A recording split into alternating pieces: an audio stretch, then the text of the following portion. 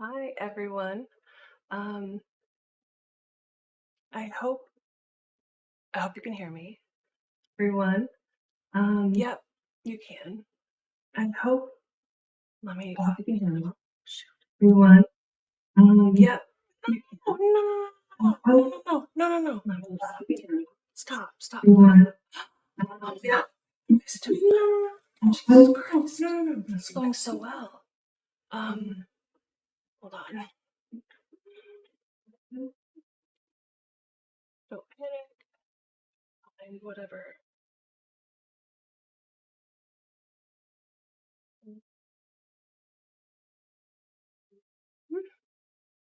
Okay.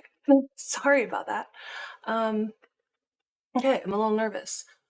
First stream in the daytime. I see some of you guys here that I usually see at night. Jonathan, Avix, Colin, Vicky, Hayden, hello, Baxter Broads, Vicky. Okay, I'm just gonna calm down and I'm gonna play the first clip. Oh, Bob, welcome. I'm so glad you did. It's my first one in the day. I usually try and wait until late at night when everyone's asleep. Because I still have a lot of work to do and learning what to push and what not to push and making sure things run smoothly. Okay, I have a couple of different things. First, we have Judge Thanos, and I'm gonna get started. All right, here we go. All right, so you want to do the Timmons bond? No, I'm not, because the volume's not coming out of the right thing. But it,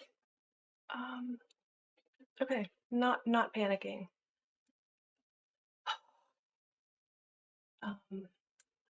No, it's not. It's not set to the right anything. It worked in StreamYard. No, it's not. I think it's in the settings. Sorry, guys. No speakers. Microphone. No output device. Why did it just unconnect? Hold on. Sorry.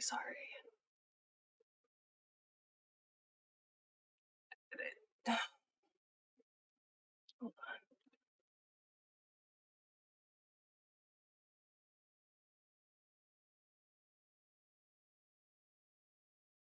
Okay, guys.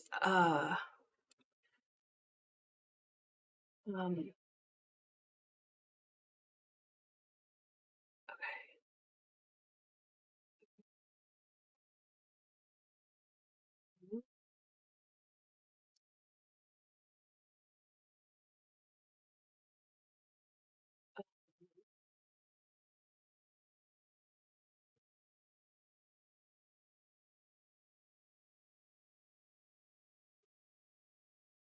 Sorry. Oh my God, y'all. This is why I do it at night, because people are asleep. And it's on. Nice work.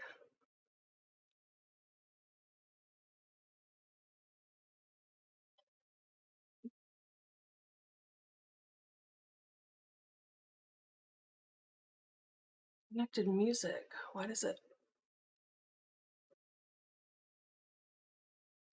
Okay. How's my volume with my voice? Settings. Audio. The microphone is right. Test. Uh-oh.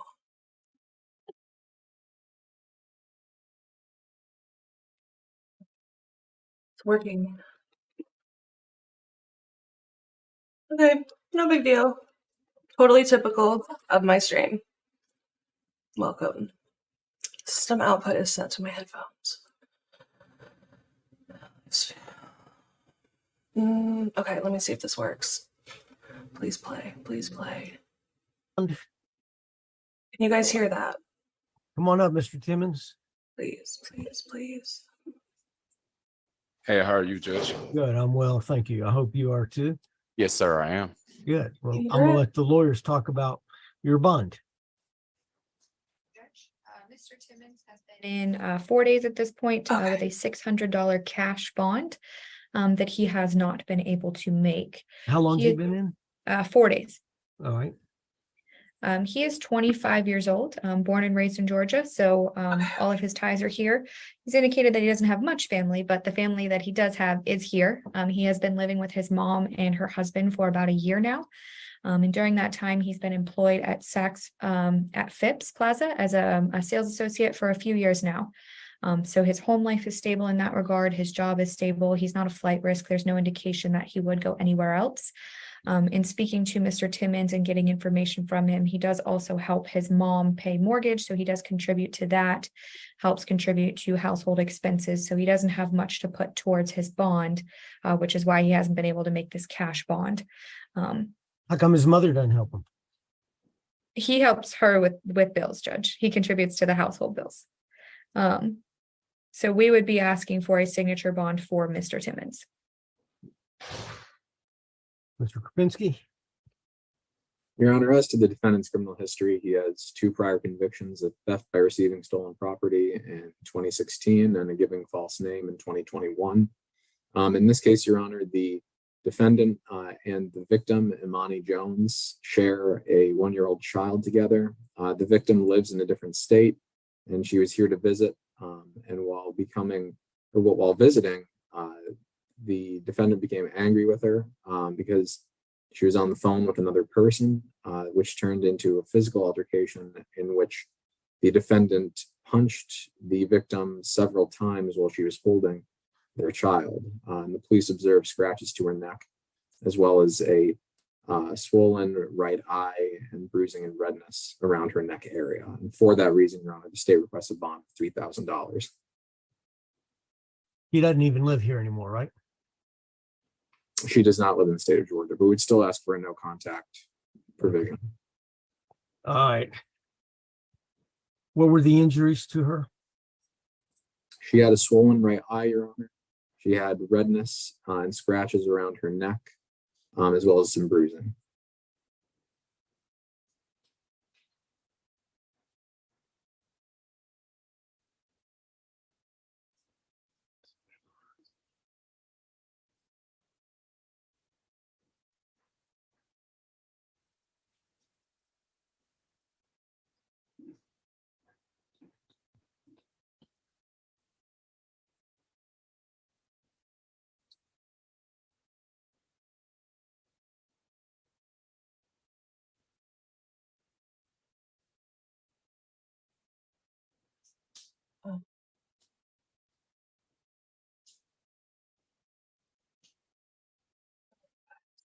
Mr. Timmons?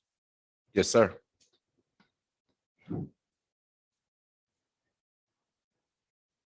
This is a serious allegation. I'm not saying you did it, but I'm just saying it's a serious allegation. Yes, sir. One of which, combined with some history that you had, makes me believe that perhaps you're going down the wrong path. Perhaps. And maybe in your mind, you think you're going down the right path. Because you keep wearing orange uniforms. And I'm beginning to think you like it. And I'm beginning to think, well, why the heck should I? I'm just a judge. Why would I want to not give you what you like? And I know what your lips are gonna smack and tell me smack. But you know, I'm a judge. I'm twice as old as you are, maybe 3 times. I've seen what people like you do, how you behave, how you act. And that speaks 1,000 times more than what your smacking lips want to tell me today. And all I can say is, it seems to me like you like being in jail. So why should I not give you what you like? It's a fair question. Well, Judge, you shouldn't give me what I like because I have a substantial career. I haven't actually gotten any trouble within the past year. Outside of what Mr. Well, heck, let's have a Kopinski, birthday party for that. outside of what Mr. Kopinski stated, I wasn't under the impression that that was wrote up in a police report that way. But until proven innocent, you know, No, I guess proven that's guilty. Until proven guilty, you're innocent. You're innocent until proven guilty. correct. Right. But I feel like I've made a tremendous change in my life. You know, as far as me having a job, having stability, being able to help my mother, being able to support my little brother mentally, just being an all around positive individual. What is your continued connection to this lady that has your child, I guess? Is it your child? Yeah, that's my child. Yeah. Well, it's hers too, you know. Correct. Correct. Yeah. And y'all no longer an item. You understand that. Correct. Correct. So I don't get what connection you still have other than the child. I mean, I have a girlfriend. Well, good. So you're going to get her pregnant and have another child, and then you're going to wind up having to pay child support for 2 women. No, sir. That's not the plans. That's not in my plans, at least. Oh, I know. actually It's plan- never in anyone's plans. It just happens sometimes, you know, in the heat of the moment, as they say. Judge, The next thing you know, you got little Timmons coming out. Judge, I don't want you to, you know, misjudge me or confuse me with what's being heard, or even judging by the physical appearance of what I may portray. Because in the end, I am a successful young Black male that is reaching the top of my peak, and I'm trying to be the best that I can be. Mr. Simply. Timmons, most of the successful young Black males that I know, and I know a lot of them, they don't like orange. They don't come to jail. They have businesses and occupy their time with promoting and succeeding in those businesses. They don't even care about relationships, because you know why? They're young and they realize that, you know, I got to get my act together first. And last thing I need is a relationship. The second last thing I need is a child in a relationship that I don't need to begin with. So, you know, you can flap those lips all you want, but you're not listening to what I'm telling you. Most successful African-American men are not in the position that you're in. Now, Right now. what you're telling me, if it's true, then you should concentrate on that road that you described a little while ago for the last year. Correct. And when it comes to dealing with women, you're not, it seems to be, the best at it. And the reason I believe that's the case is because right now you're not mature enough to handle it. And you should concentrate on your efforts to be the best person you can and succeed in the business that you are in, or whatever it is that you're doing that hopefully is legal. Correct. Now, the problem that you're going to have, and this applies to most males that I know, color is insignificant. Heritage is insignificant.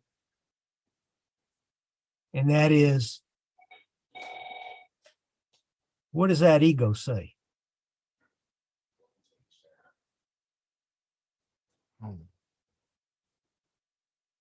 And if that ego keeps talking to you and you listen to it, it's just going to get you in a lot of trouble. Correct. So just be humble. Yes, sir. You already see what the ego does. Yes, sir. You're right. Absolutely. What are we what date are we going to have for him to come to court? Is it January, Miss Mitchell? This case He's not accused yet. up February 6th. February 6th. 6th. All right, I'm going to give you a signature bond, Mr. Timmons. Thank you so much, Judge. I need for you to concentrate on yourself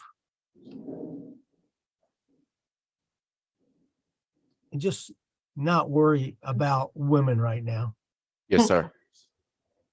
Yes, sir. You're not at that point where you can accept what they have to offer. Correct. Yes, sir. I mean, Yes, sir. he's wise. Until that day comes, I think it's best Uh-oh. for you to just figure out what's best for you and how to be a better person. And once you do that, then I think you will be made aware of what it is that you're looking for in a woman. Yes, sir. And when that day happens, maybe you'll be in a relationship that actually works. Yes, sir. Yeah. Yeah, it's not a bad thing. And if you know, maybe you'll find that you just don't want to have a relationship. Yes, There's a sir. lot of guys that choose not to. Yes, sir. Yeah. Thank you so But much. stop having children if you're not going to be serious with a woman. Correct. Yes, sir. And by the way, just in case you don't know, the law requires you to support that child. Yes, sir. And that means money, not just picking up the phone and saying, "Hey, what's up, little Timmons?" Yes, sir. Yes, sir. Yeah. Thank you so much, And Mr. if I were you, I would send some money and make sure you keep track of it, Yes, sir. because at some point it's going to come back to bite you if you don't. Yes, sir. Deputy, we're done with Mr. Timmons. Thank you so much, Mr. Panels. All right. Judge, may I please have the amount for that SOR? Yeah, 600. Okay. Thank you. So hopefully the sound is a little bit better. Let me know. Hopefully you can hear me. I generally play not my favorite clip first because shocker, sometimes I have technology issues and I hate for that to happen during the most interesting clip. But I do love Judge Panos. He's from Texas. And sometimes he's in a better mood than others, but he gives some pretty sage advice. And the next one is also from him. It's earlier in this call, but it sheds a very interesting light on competency. And I don't know, this hearing just made me, All right. How about wary. Antonio Lovelace? but, well, you'll see. I'm just going to shut up and let it play. Your Honor, in this case, it is a negotiated plea. I did want to let the court Oh, know wait. that the Is it Georgia? victim is here in this case, and I wanted to give her the Wait a opportunity minute. to. Hold on. Did I get the court wrong? Is he not in Texas? Could be Georgia. Okay. Totally could be Georgia. I might be wrong. Okay. Heard if the court would allow it. Absolutely. All right. So, Mr. Lee, have I already sworn you in? I thought you said Lovelace. That's Lovelace, Oh, I'm sorry, Judge. Mr. Lovelace. Have I already sworn you in? Yes, by speaking and, wave my right hand. Okay. Thanks. All right. Tell me your name. Antonio Deontay Lovelace. Mr. Lovelace, you have a lawyer and you've talked to her about your case. Is that right? Yes, And I believe with the prosecution, y'all have come to some agreement how to resolve your case today. yes. She said if I don't have a place to stay, they'll give me a number, to keep in touch to my little, SSI check come. And, I had to work for now, to find my own place and. Okay. All right. Well, hold on. I understand that you're pleading guilty to a criminal trespass. Is that correct? Yes, sir. And that happened over there at the property of Tara Webb, something about a residential door being damaged on October 9th, 2023 in DeKalb County. Does that sound about right? Yes, sir. And I have your permission to sign the accusation saying you're pleading guilty. Yes, sir. Anybody forced you, threatened you, or promised you anything to enter this plea today? Myself, but All right. And are you entering this plea freely, voluntarily, intelligently, knowingly, and willingly? yes, sir. Okay, so I feel like most of you here probably watch enough court to realize that this is like he's taking a plea. And I think that sometimes when pleas are getting taken, a lot of things get glossed over. But this one just really impressed me, I guess. Let me know what you guys think like throughout, because I want to see if your mind changes like mine did. You should know you can withdraw this plea prior to my sentencing you and/or appeal it within 30 days as long as you file it in writing and serve the clerk of state court. On the screen, I have the waiver of rights document, and you and your attorney have gone over this, and I believe you've read it and understood it. Is that correct? Yes, sir. And are you freely, voluntarily giving up your constitutional rights today by pleading guilty and finishing your case? Yes, sir. And I have your permission to sign this document saying that. Yes, sir. Are you presently under the influence of any intoxicants? I'm on regular meds and, If anything that you're taking today, is it affecting your ability to understand what we are doing? well, it's sign for promise or happiness of my own life, instead of everybody else's life. All right. But do you understand what you're doing today? Yeah, just sign my rights and, continue doing myself and being myself and nobody else. I just want to be sure that the medications that you say you're taking is not making you not understand what we're doing. So let me ask it this way. Okay. Do you know what you're doing today? Yes, sir. I'm locked Are up. you doing this The with impress- full understanding that you're resolving your case today? No, sir. I had to do what I had to do to continue to grow myself. All right. So are you wanting to finish your case today? Yes, sir.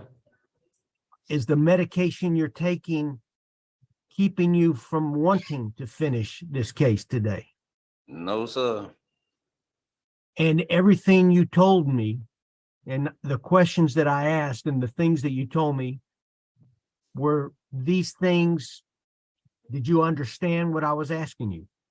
Well, I did take my time to understand, you're going over the same question, but, if I supposed to be released today, I can sign and, I don't have to continue everybody facing body problems, over mine, I can understand.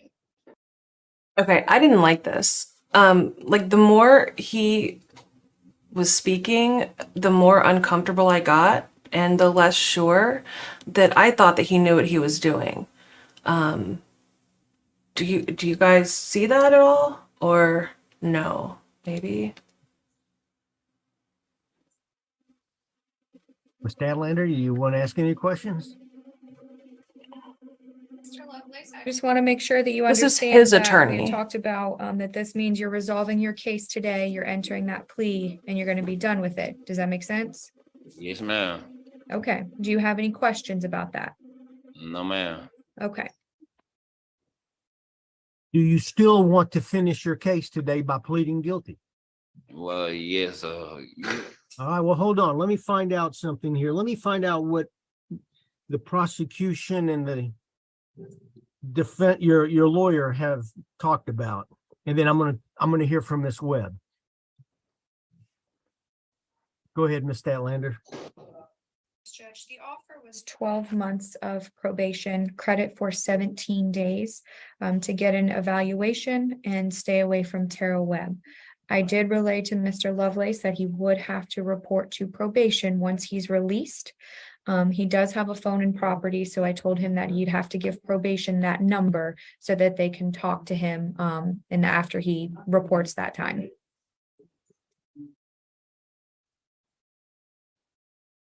How does he know Miss Webb?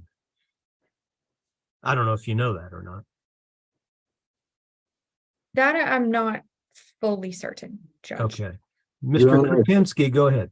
Your Honor, I believe Ms. Webb is his cousin.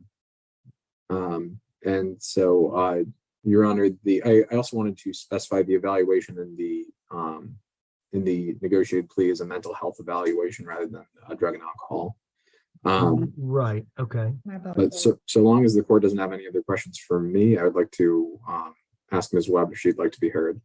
Ms. Webb, would you like to be heard? All right, would you raise your right hand? Do you swear or affirm the testimony you give to be the truth under the penalties of perjury? Yes, sir. Your name, please, and how you know Mr. Lovelace? Okay, what it sounded like to me, it sounded to me like he was doing what little kids do when they don't understand, which is parrot what the grown-ups want you to say. Hey, Cha. I don't know what it is, but something about it didn't seem right, and it made me keep watching. And I need to stop because I don't want to like spoil anything. My name is Tara Rashad Webb. I know Mr. Antonio Lovelace. He is my first cousin. His mother and my mother are sisters. Okay. Mr. Lovelace is currently homeless. I was working downtown at the Gateway Center for Men, and I saw him down there walking around.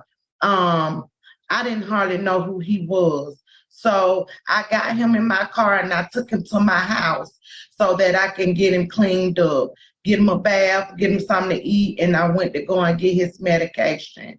After we did all that, let him change clothes and get him something to eat and everything, Mr. Lovelace left my home. I left my home shortly after Mr. Lovelace and saw him at the BP gas station loitering around. I told Mr. Lovelace that he needs to leave from down there because he's going to get in trouble. He's going to get a loitering charge. I noticed that Mr. Lovelace was on some type of drug, right? So I told him to go ahead on and leave from the area before he get arrested. After I did that, I didn't see him for a day or two. The next thing I know, Mr. Lovelace came back to my house and I let him in to give him something to eat, get him out the heat, and let him take a bath. He went into my second bedroom and left the door open where I saw him snorting his medication. He was crushing up the pills and snorting his pills. And I asked him to leave my house because I did not want to be a part of that. I didn't know he'd do that. So he left my house for like 8 or 9 hours.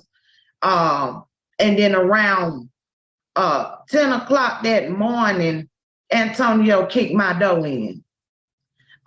He kicked my door in and he jumped through the door and he was trying to choke me. I had company that day and they was trying to break us up. After he did that, I called the police and the police came out to my residence to arrest him.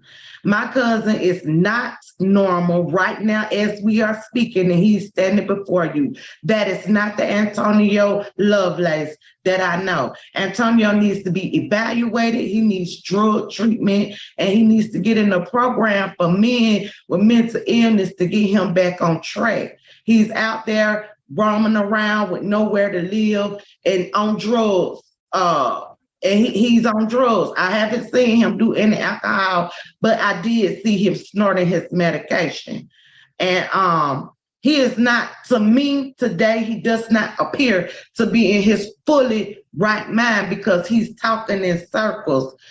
Mr. Lovelace, in my opinion, is gonna get out of jail, go back out into the public and try to find drugs. And when he gets on those drugs, he begins to get violent. When he is on his proper medication and getting his medication as it should be taken, he can talk to you just like I'm talking to you right now. But Antonio is not taking his medication the proper way. He is snorting his medication up his nose. He does do ice. He snorts ice as well. And I don't know whatever else he is doing. Other family members have told me that they have seen Antonio Lovelace almost naked walking on the side of the road. I'm afraid for my cousin. And at the same time, I'm afraid of him because the extent that he took to kick my door down. You know, I would advise the court, please get him in.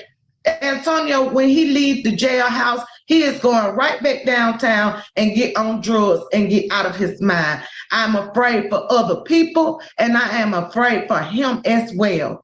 Antonio needs to get off of drugs. He needs to be evaluated to the fullest capacity of evaluation before he winds up hurting himself or hurting somebody else. Thank you. I appreciate it. I mean, she's gonna give the prosecutor a run for her money or run for his money. I mean, yeah, it just, and I don't know. I'm like not an expert. I'm not a lawyer, and I know that your defense attorney is supposed to like fight for you, but I don't know. I don't know in this situation how they're supposed to fight. I don't know. But I don't like it. I don't like this.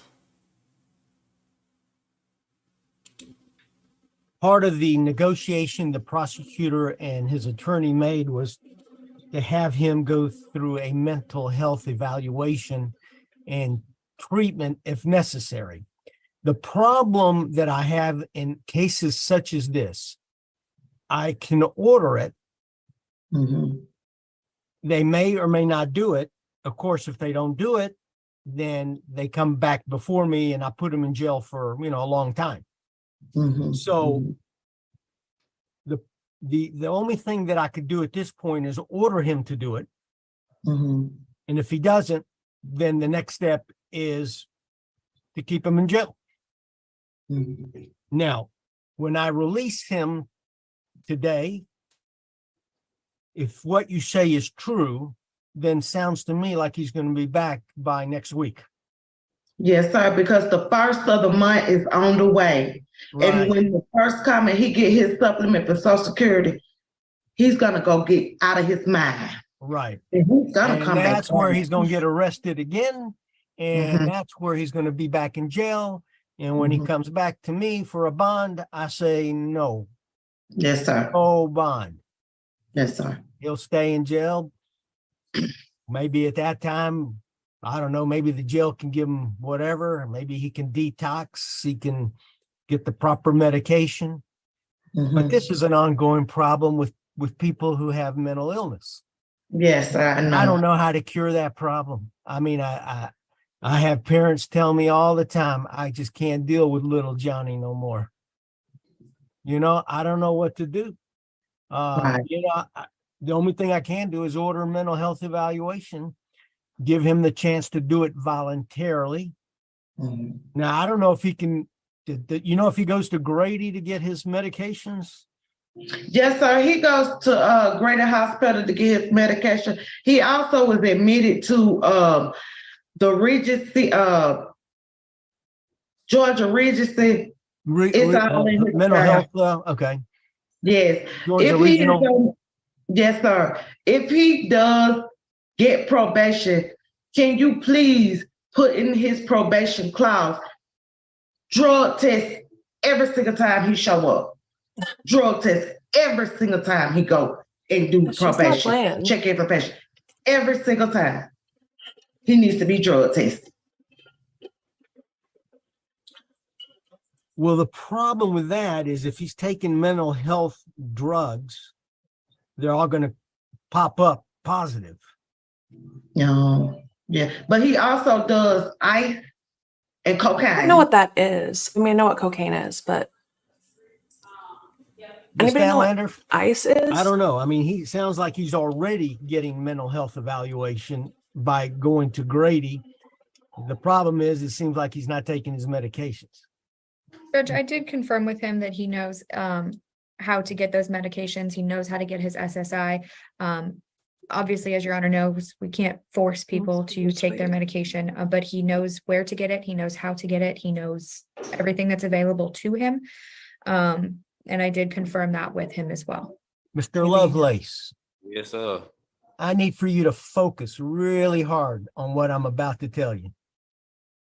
Okay, I can't tell you how many times I have seen defense attorneys come in to a hearing and say, I'm not quite sure about my client.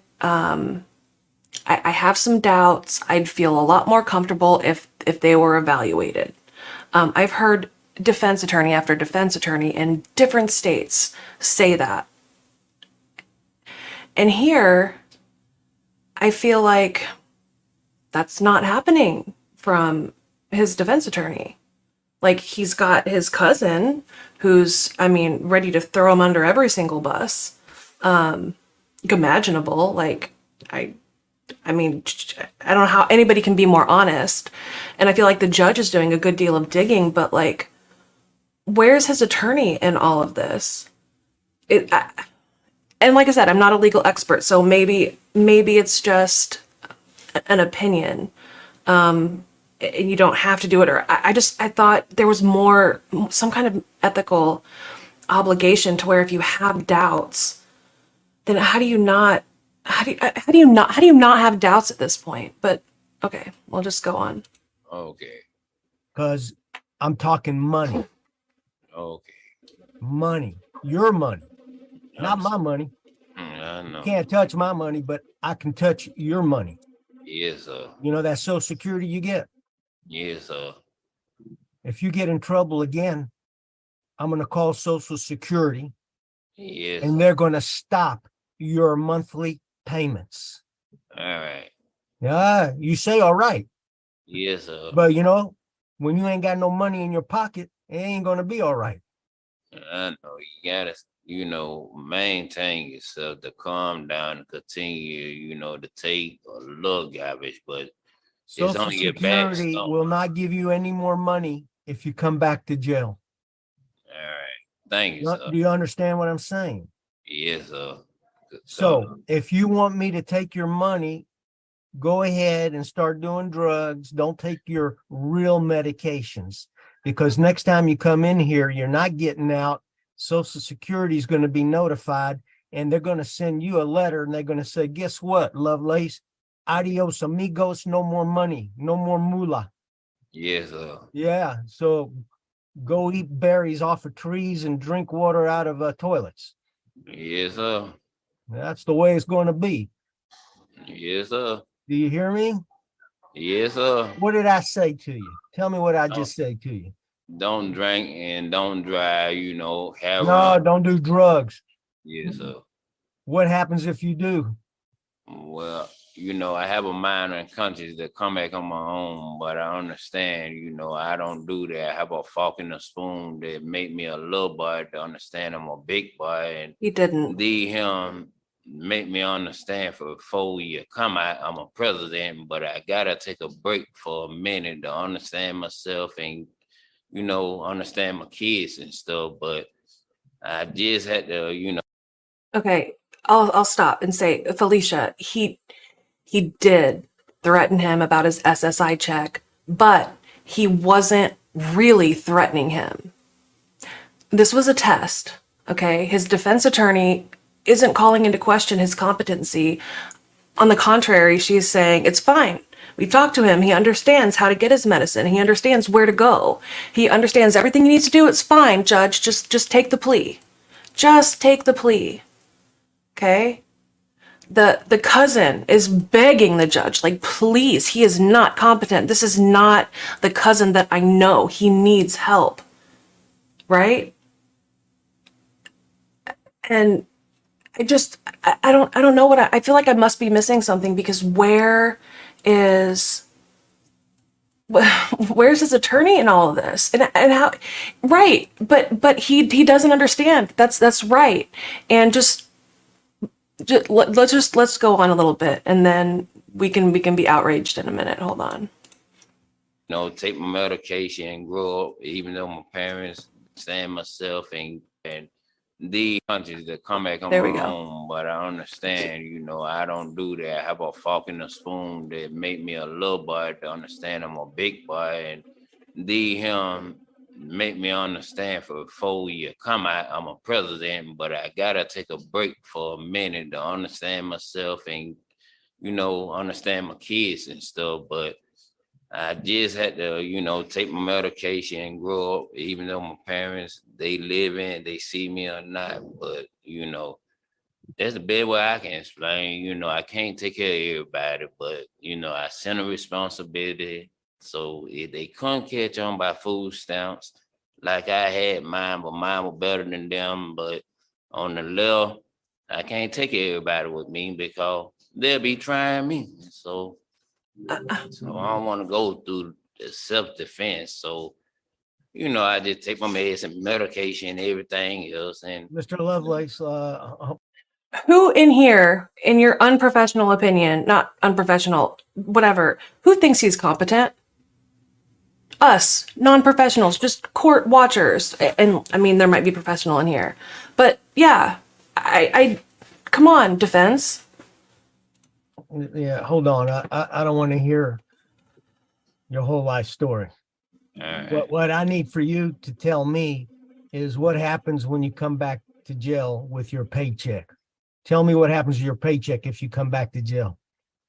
well, they gave it to me when I was on the street. No, what's going to happen to your paycheck if you come back to jail? What am I going to do to your paycheck if you come back to jail?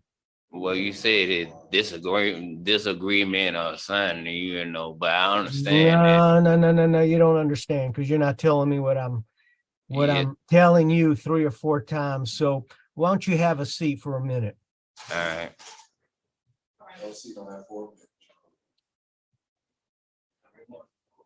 I'm gonna at this point deny bond. I'm not gonna accept the plea. Yeah, he's not communicating with me. Well,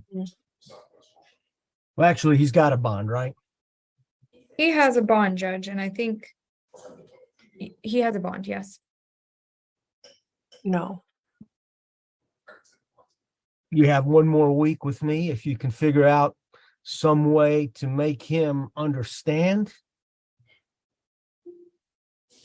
If you can figure out for me a way that I can be assured he's taking his medications, I'll reconsider his plea. I'll go back over it, but for now I can't accept it. That's just.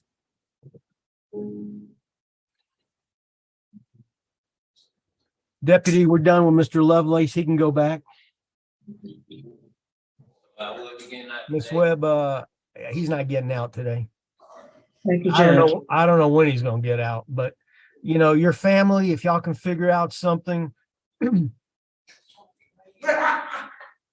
maybe you can contact Miss Statlander, his attorney, and y'all can work something out together. Yes, sir. I know Grady has what we call an ACT team, ACT. Yes, sir. Judge, my concern is that he does know where to get his medication. He knows how to get his medication. He already has been at Grady. He knows how to do that. We cannot force him to take it. Whether he answers your questions at this point, this deep into the conversation with him, we cannot force him. I have made it clear with him that he needs to report to probation. He needs to do these. He says he understands these. He tells me that he knows how to get his SSI. He knows how to get his medication. At this point, I mean, at that point, I would just be reiterating that same conversation with him. We cannot force him to take it. Well, here's my concern. I mean, in addition to that, Social Security will stop his SSI or SSD, I guess it's a disability, payments. If he commits another offense, and then we got more problems because now he doesn't even have money. Yeah, it's the least of his worries. So literally, I need to find a solution.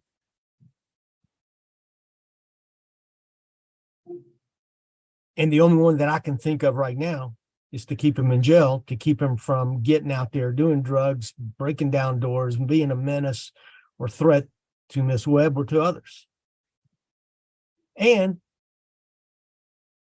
because I perceive, even though I do believe he understood what we talked about, I'm having a hard time figuring out whether he understood the ramifications if he gets in trouble again with regards to this money situation with Social Security. And I just don't know. I just don't feel really comfortable right now. So we can explore this again next week. to give you, maybe Ms. Webb, an opportunity, a chance to kind of discuss maybe something that y'all can do. I'll hold the plea in abeyance for now. I'm not saying I'm not going to accept it, but I want to hear something more than Yeah. just simply stay away from Miss Webb's home and to take his medications. Judge, can I say something real quick? Yeah. I have a calendar next week. If I can get the file, what I can do is try to fast track him through our mental health court. And between now and next Thursday, maybe they can interview him and see if they can get him through there.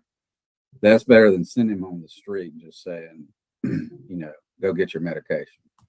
But I'll be happy to do that today. All right. Ms. Statlander, that sounds like a good offer.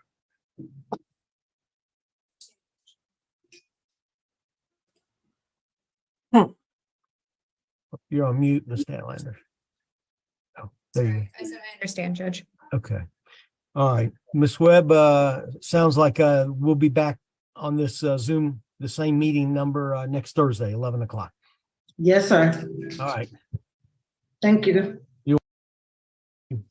Right. And I guess the thing that I guess kind of like sealed that hearing in my mind was just at the end how after it was clear to everybody that was even halfway paying attention that this guy is not anywhere close to competent, which is no, nobody's going to collect his SSI check.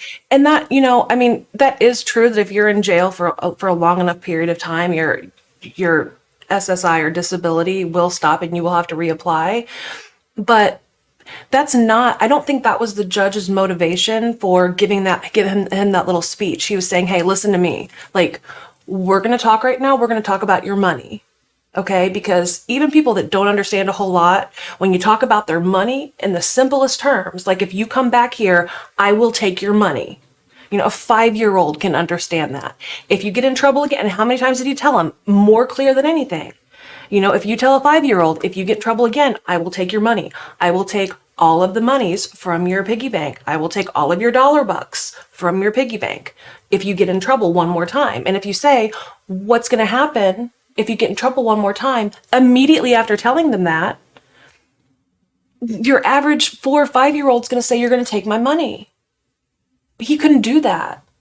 And the fact that after that happened, the public defender's like, well, okay, so by not accepting his plea, all we're going to do is have this same conversation again. And he knows where to go to get his medicine. He knows how to take it. We can't force him. Which okay, I'm going to just stop getting so mad because I'm going to get like red spots on my neck because that happens when I get frustrated. But no,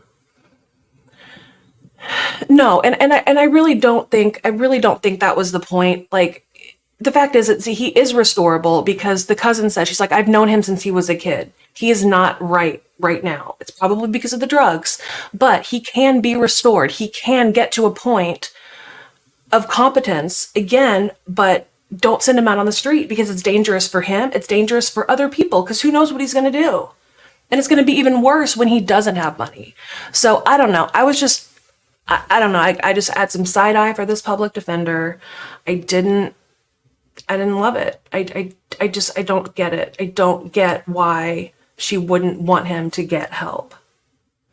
But I love Judge Panos, and I love that he took the extra time and did what he had to do to make sure that the guy's in the right place. Like that was from a part of a very long call.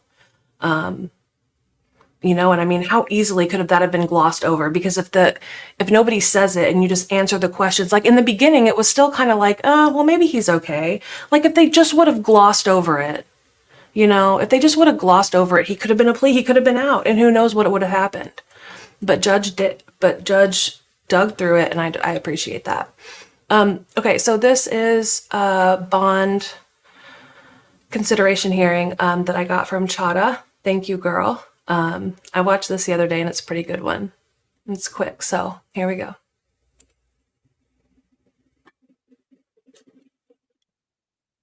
All right, Judge, and if we can move now to position 1, Tena Brown, that's with Mr. Adams and Miss Finney. Okay. And good morning, Judge, again.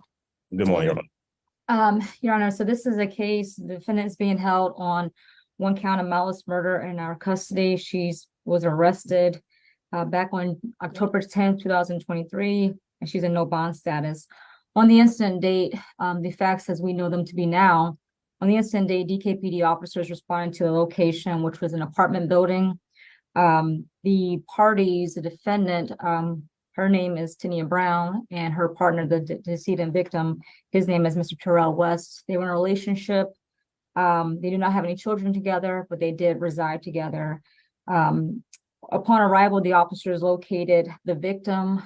He was suffering from a gunshot wound. He was in the breezeway of the apartment door. There were multiple neighbors outside, and they were surrounding the victim. The victim ultimately succumbed to his injury. At least 2 neighbors heard arguing and then heard a gunshot go off. One neighbor looked out and saw the victim on the ground at the doorway with the defendant leaning over him. The neighbors were interviewed by the police, and they said they heard arguing and that they heard arguing previously too, and that there had been a history of the two parties arguing back and forth because they were neighbors, they could overhear that. One neighbor said that she heard the male, the decedent victim, say that he wanted to just get his things and go, and then she heard that 1 shot. Another neighbor saw the defendant with a gun in her hand during an argument, and that they were arguing back and forth, and that there was a tussle between the parties and the gunshot went off. Heard this, but didn't see the gunshot. And while on scene, the neighbors also said that the decedent was outside with the victim. I'm sorry, the defendant was outside with the victim and was initially applying pressure. The defendant eventually did leave the scene, but she came back to the scene. The detectives obtained a search warrant for the residence. They located a 9mm shell casing under the kitchen table. Your Honor, the scene and the inside of the apartment indicated that there was signs of a struggle. For example, there was a shoe rack that was out of place with shoes scattered all over the floor. There was a side table that was knocked over and a sofa that was moved out of place in the kitchen. There was chairs knocked over, as well as a Roku camera on the floor. And there was, in that Roku camera, there was no SD card inside. The defendant was detained, taken down for an interview. She did waive Miranda rights, and she gave her account of what happened. She said that the night before she had been fired from her job at a sports bar. That morning they were arguing. They argued, and she said they had what's called a toxic relationship, is how she described it. She said that while arguing, the dog actually, they had a dog. The dog didn't like them arguing back and forth. The dog actually bit her. The decedent victim in this case made a mention that, like, he didn't like the dog. They had more arguing. He was like, no, I'm just gonna leave. I'm gonna pack my things up. The decedent, though, he didn't have a vehicle. The defendant was going to drive him to his mother's house before this ultimately happened. However, she forgot her keys, went back into the apartment to get them. And this whole time she had a firearm in her purse. The decedent victim did not have a firearm, and he was not armed at the time of the incident. According to the defendant, she said that prior to the actual shooting, the decedent victim did hit her about the face, and then he lunged at her, at which time she stepped back and she shot at him. She said that she closed her eyes and pointed the weapon, and she said she wasn't trying to kill him, but she shot him. She said she put the gun back in her purse, and she did leave the scene. She went to McDonald's. She ultimately came back after a friend persuaded her to come back to the scene where she was detained. She did admit that previously they have had physical altercations, but she said on this day she did not hit the decedent, that she did so after he lunged at her. And those were her essential statements, Judge. Based off of this information, evidence, the police Sorry, did she admit to having been the aggressor previously, or no? Just that there was a previous incident? She admits that she had previous incidents with the defendant, but she said that she had not been physical with him this day. But she said they were tussling prior to the argument, or excuse me, prior to the shooting, Judge. Okay. And in full candor to the court, I will note that the decedent victim was listed as a defendant in a prior pending case that is not resolved. It was a criminal trespass with the defendant listed as the victim. Regarding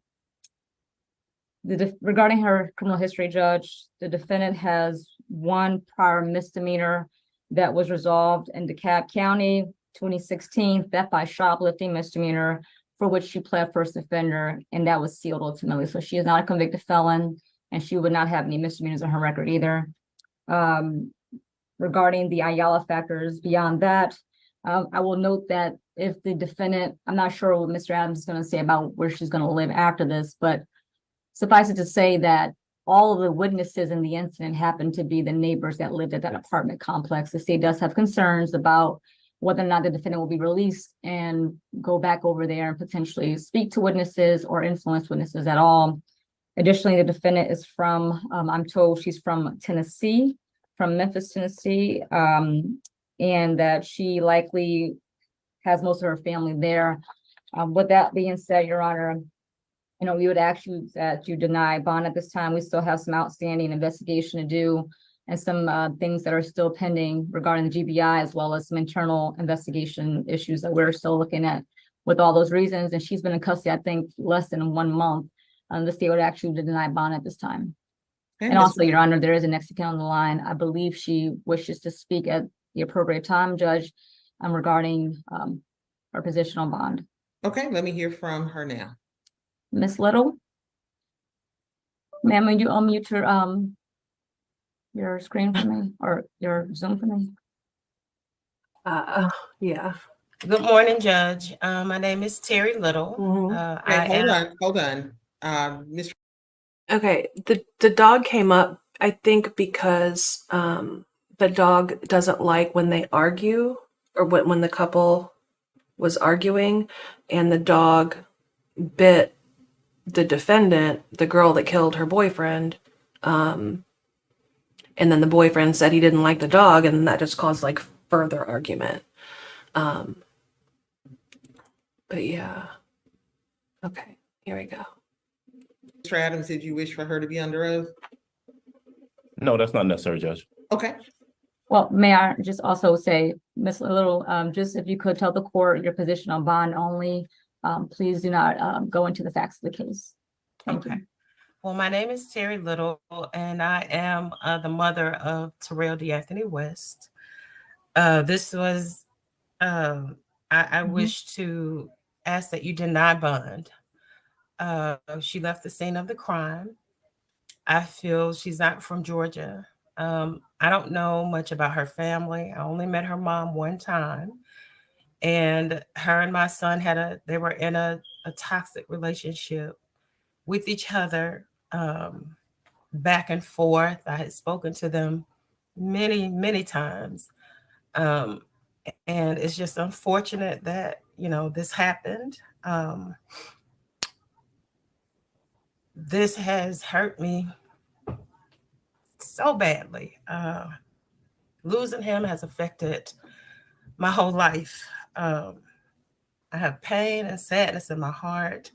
I talk with my son constantly, talk with him about this relationship. If you can't be happy with each other, son, then please, you should not be together.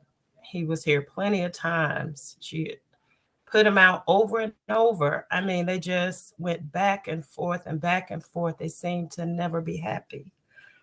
This has affected my 15-year-old daughter. I have a 23-year-old son, my husband, his stepdad, his father, his uncles, aunts, just a whole host of family and friends that loved him so much. And I'm just asking the courts to deny bond. I want justice for Terrell. I don't think this should have happened.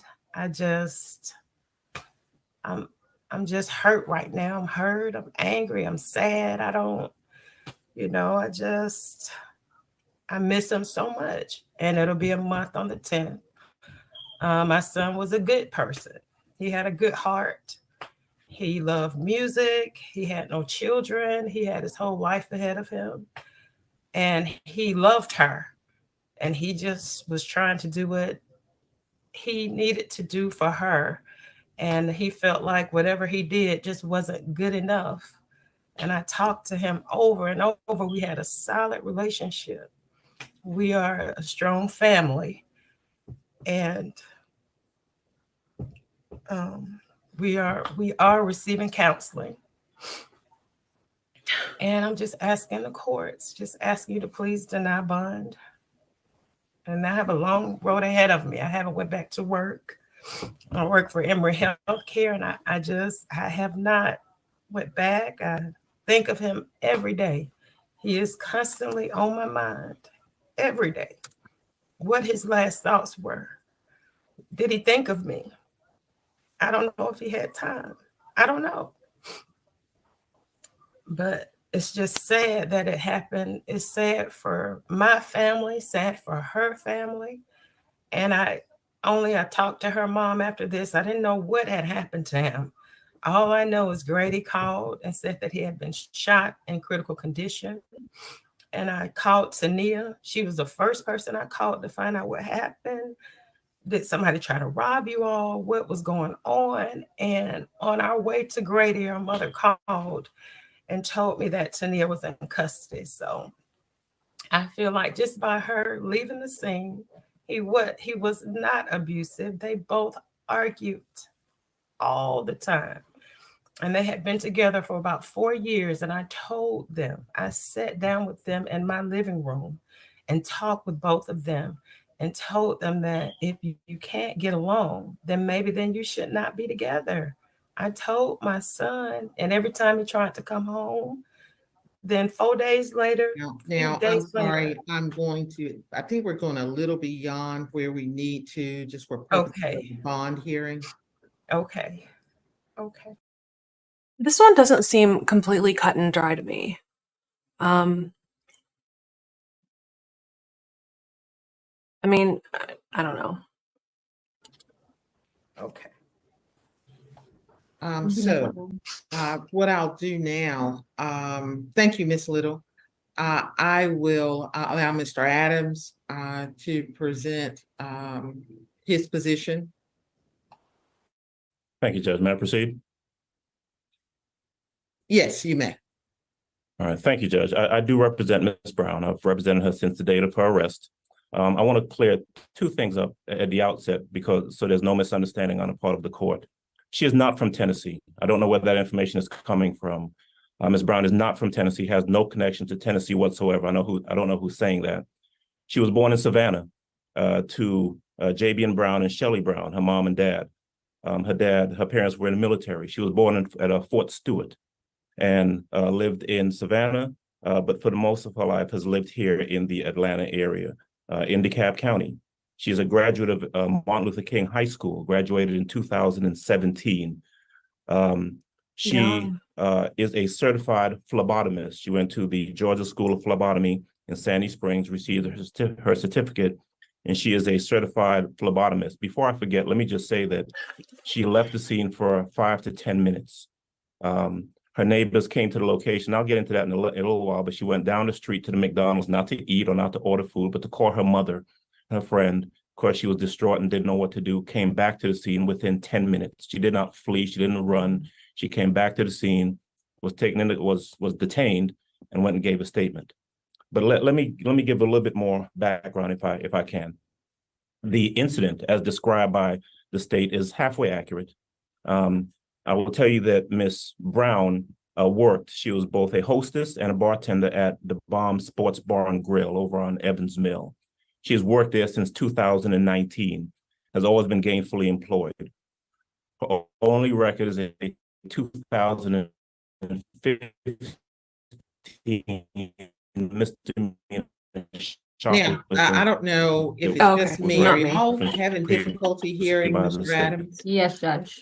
Okay, Mr. Adams. She Mr. has Adams. strong ties to the community. Yes, ma'am. Mr. Adams, Yes, We're sir. having difficulty hearing you. You were coming through loudly and clearly, and then it became garbled and.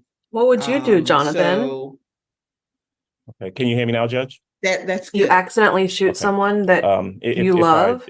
I don't know where I left off, where I stopped being sufficiently No. audible. You were talking about her having worked at the Bomb off Evans Mill, and then, so if you could pick up there. I will. know. She's worked there since 2019.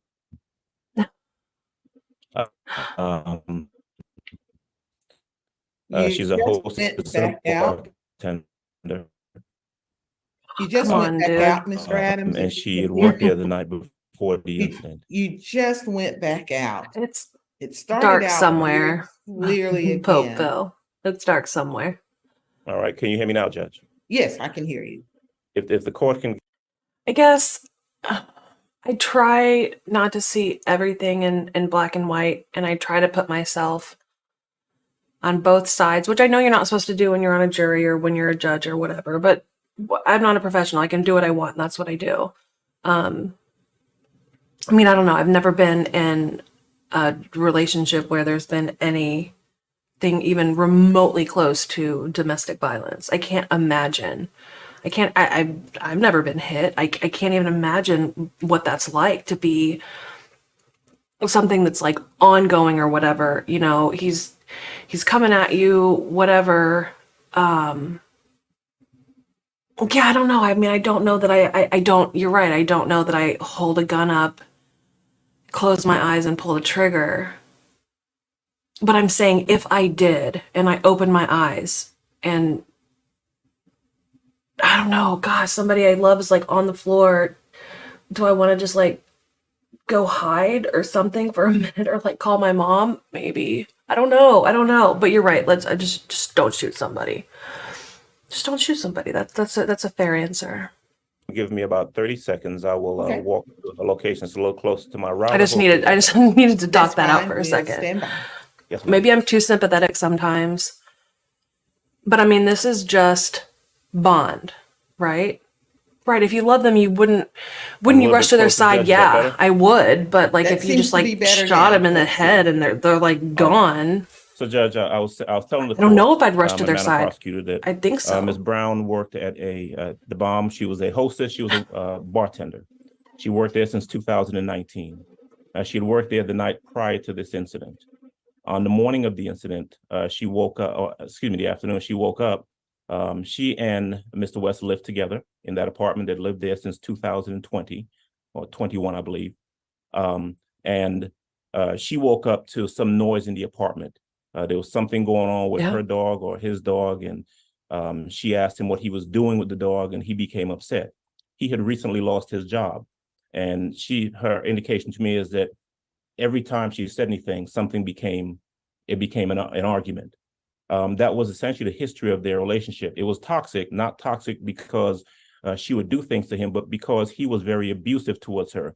And I'll reference 4 or 5 separate police report incidents that evidence that, including the one that he was out on bond for. In 2023, March of 2023, he was arrested in DeKalb County because they had gotten into an argument, and she wanted to leave the apartment. They argued. He put her out of the apartment naked, and there was a neighbor that we've spoken to who gave a statement to the police, who called the police. She was naked. She went back in. She got her stuff. She got in her car. She was about to leave. He came outside with a gun and shot at her vehicle while she was trying to back out of the parking spot. That was evidenced by a neighbor who called the police, who gave a statement to the police. It's evidenced by a police report that I've obtained, and that is what he was arrested for and what he is currently on bond for. They charged him with reckless conduct, not aggravated assault, but reckless conduct. But I have the police report. That was the most recent incident. Prior to that, and they'd been in a relationship since 2017. Does that not kind of go in her favor? I mean, I would think that would go in her favor. I mean, ideally, should she have leave the relationship and get out of it and get in a better situation? Sure. I don't know if it's as easy as all that. I'm not saying that it's okay that she shot him, but like, this isn't the trial. This is a hearing to see if you should be released on bond. When, I mean, how long is it going to be until Fulton even decides to charge her? You know, like, what if it is self-defense? What if it is mutual combat? I don't know. I don't know. They lived on and off together. They lived at her mother's house at one point, and then they lived in this apartment together. But as far back as July of 2020, she calls the police because they argued and he got abusive with her, and he kicked out her car window while she was trying to leave. I've got the police report. That's a matter of record. In November of 2021, there was a domestic call to the location. I'm going to object to so many references to past prior conduct of the victim. I'm not sure how that's relevant to bond. I mean, it's relevant. It sheds light on the situation, I feel like. But Jonathan, that's all well and good. I don't know what the laws are like in Georgia, but in here, in this state, in Indiana, I've never had any gun training. I've never really held a real gun, but I could go to the store right now and buy one, showing my ID. I don't have to do anything. I don't have to do anything. Nothing. Well, Judge, if I may. Okay, I'll overrule that. That sounds really cool. Is relevant. Thank you. In November of 2021, there was a domestic call where she called the police because he was threatening her. He was made to leave the location, or the police came, and she said she didn't want him arrested, although they had been tussling and he had grabbed her. She didn't want him arrested, and he was asked to leave the location by the police. But before he left, they found some drugs and so forth on him. He was arrested for those offenses, not for any domestic violence against her. In July of 2022, Ms. Brown called the police because they'd gotten into a verbal argument. He got upset. She ignored him. He got more upset. She tussled. He grabbed her. They tussled. He punched a hole in the wall. He smashed the television and threw a chair at her. The police responded, saw all of that, saw the damage, saw the broken TV, and asked him to leave and told her she can go take out a warrant. And that was actually the second time they had come to the location on that very day. She had called the police earlier in the morning when they got into an argument. He had grabbed her, wrestled her to the floor. The police responded, told them they needed to calm down, and if they couldn't get along, they should just leave. That was early that day. They didn't leave, and later on, it escalated into a situation where he broke the TV and damaged the apartment. And then the most recent incident, which I've already described, which is where she's trying to leave the apartment after an argument, and he actually takes a gun and shoots at her when he's arrested. In regards to this incident, she tells me that, and she told the police the same thing, that this incident occurred, the argument occurred. He wants to leave. She says, well, fine, I'll drive you to your mother's house. They go outside, but because she doesn't have the key, he becomes upset. He actually punched her in her face while they were outside on this date. That was evidenced by a witness, a neighbor who gave a statement, who I've subsequently interviewed. They go back inside. There's more arguing. There's tussling. He punches her in the face again. He takes a knife because the dogs are making a lot of noise. The dogs are barking. One of them actually bites her on the leg, which I'll talk about a little bit later. He grabs a knife and pretends as though he's going to stab the dog. She has the gun. It's a legally owned gun that she carries in her because she works late at the bomb. She carries in her purse. And he lunges at her at one point. He punches her in the face a second time in the apartment, and she does shoot him. She doesn't intend to kill him, but she is in fact defending herself. The neighbors hear the noise. The neighbors come to the door. The neighbors attempt to give CPR. The police are called. She goes down the street, calls her mom, calls her friend, comes back to the location, and you know what happens from there. Our position, Your Honor, and she was bitten by the dog. After she was arrested, she was taken to jail. She's been in jail since the date referenced earlier. She has an infection from that dog bite.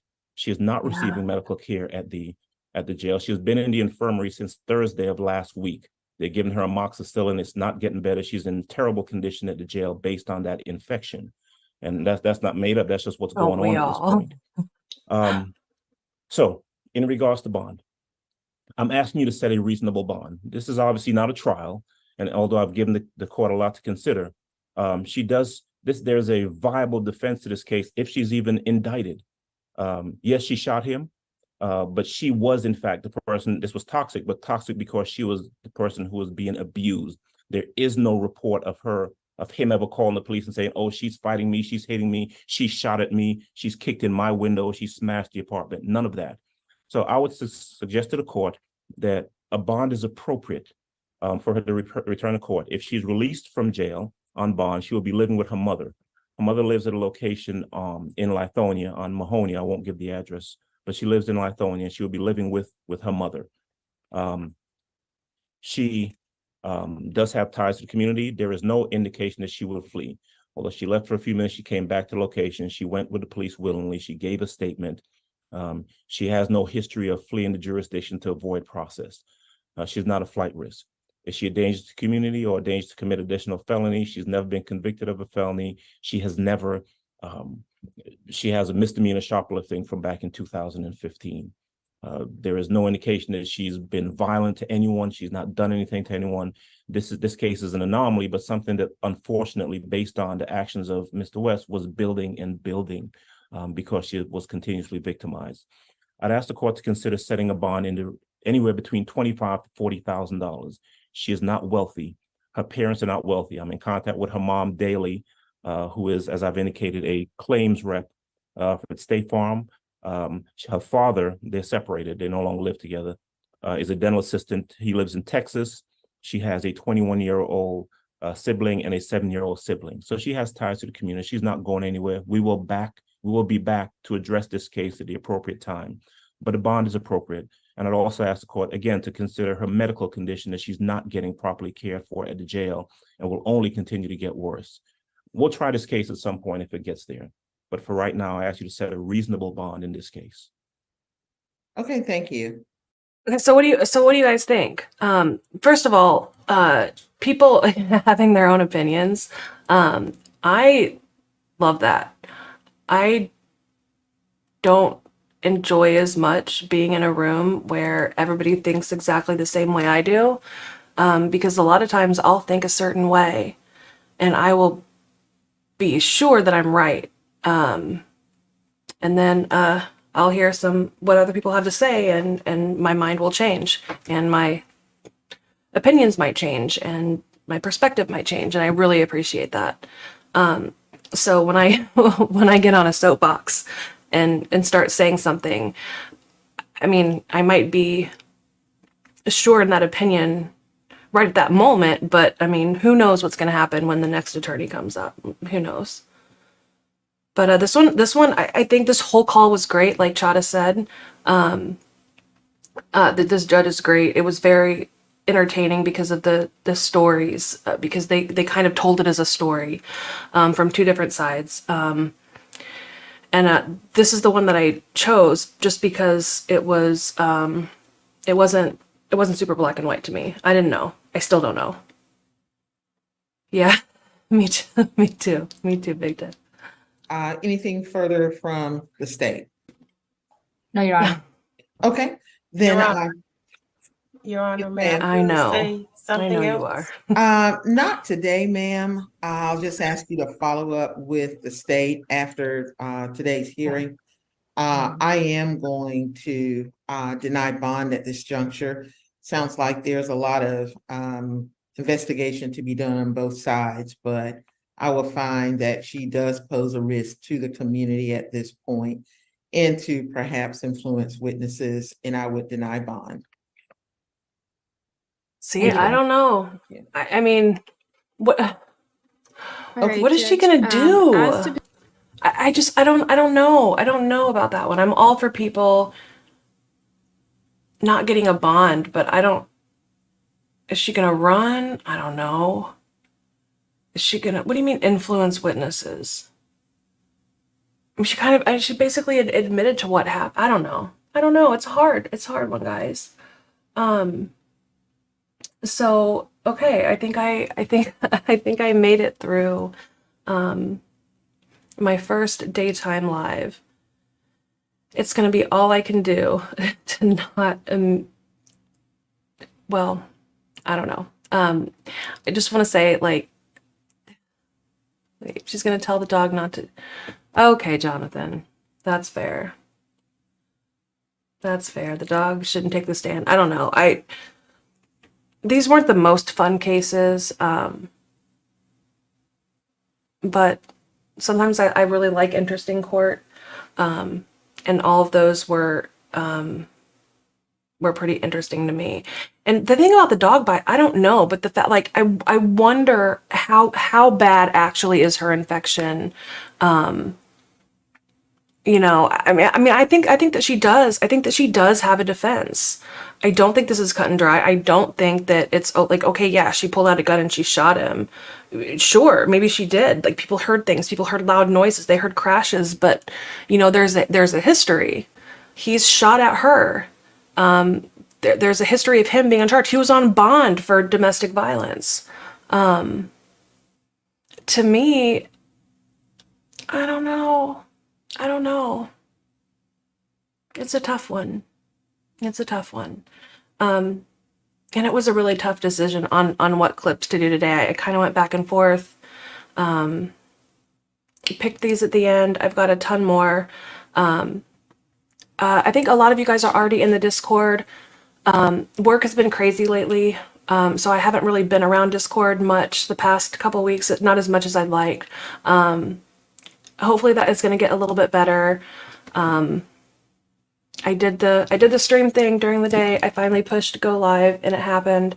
Thank you guys, 27 of you, for being here through the whole awful beginning and everything else. I really appreciate it. Stay out of trouble, follow the rules. If you don't, try not to get caught, and you know, keep an eye out for your friends, bail them out if they need help. Yeah, I mean, maybe I see I have to answer you. Yeah, Discord, okay, Discord is a lot of fun. A lot of times, like, obviously I'm not as comfortable on a live stream as most of the streamers that you probably watch. I'm just not.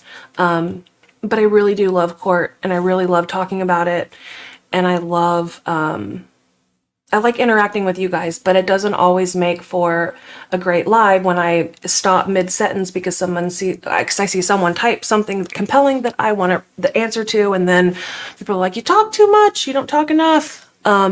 Anyway, I'm gonna go.